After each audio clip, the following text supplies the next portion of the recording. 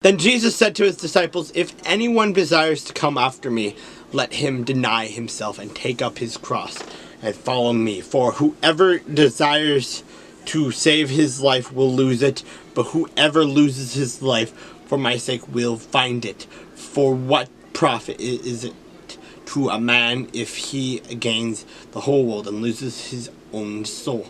Or what will a man give in exchange for his soul?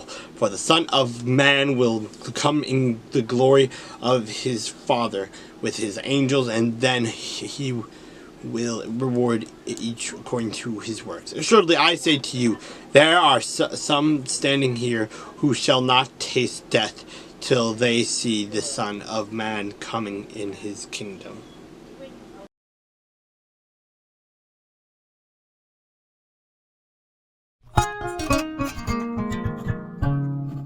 And Rehoboam went to Shechem, for all Israel had gone to Shechem to make him king. So it happened when Jeroboam the son of Nebat heard it, he was in Egypt, where he had fled from the presence of King Solomon, that Jeroboam returned from Egypt. Then they sent for him and called him. And Jeroboam and all Israel came and spoke to Rehoboam, saying, "Your father had made your yoke heavy.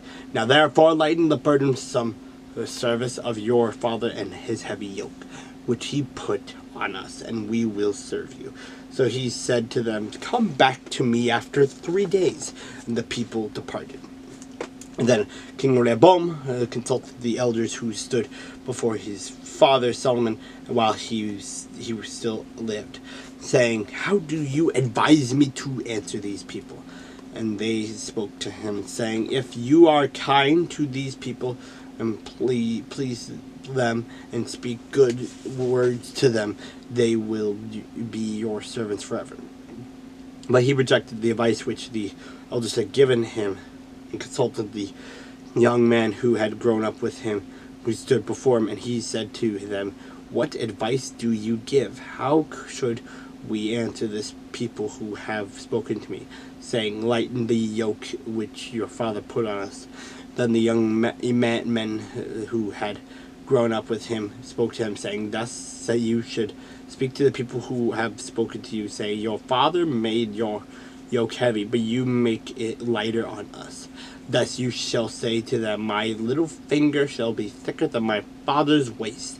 And now, whereas my father put a heavy yoke on you, I will add to your yoke. My father chastised you with whips, but I will chastise you with scourges."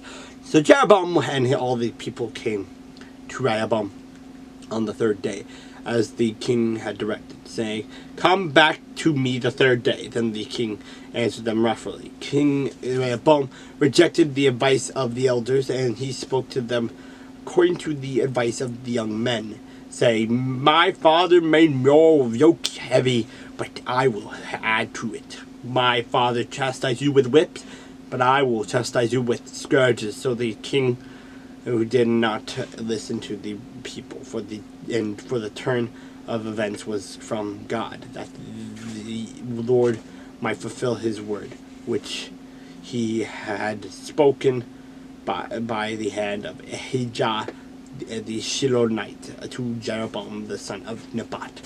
Now, when all Israel saw that the king did not listen to them, the people answered the king, saying, "What share have we in David? We have no inheritance in the son of Jesse. Every man to your tents, O Israel.